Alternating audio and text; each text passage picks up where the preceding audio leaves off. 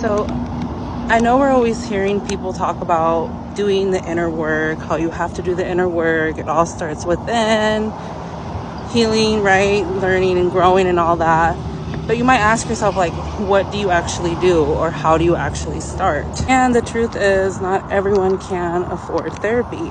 I myself, 3 years ago when I started this journey, I couldn't afford therapy, and I have never gone to therapy. Now with this, I'm not saying don't ever go to therapy. Of course not. Like, if you feel called to, definitely do it. I know that it's helped a lot of people become aware, and with tools and knowledge and everything. And I do think it's really good to have a professional that you can open up to if you don't have someone close to you that you can open up to, because a lot of the times friends and family, they have their own opinions, and they're not always aware that a lot of the times they're projecting.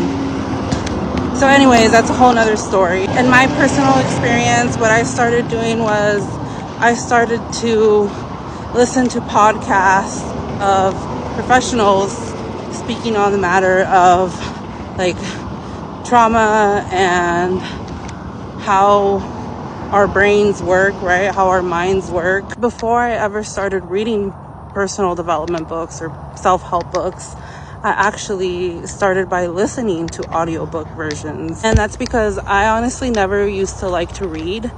And being that I'm a mom, I can't just sit down and read a book throughout the day. I'm always busy. I always have things going on. So really the only time I can really sit and read is before my girls wake up or before I go to bed at night. So listening to these audiobooks and actually applying the knowledge that I was learning is how I started to do the inner work and started healing. And by doing this, I became aware of what habits I needed to change and what daily habits I needed to create in order to help me in this growth journey.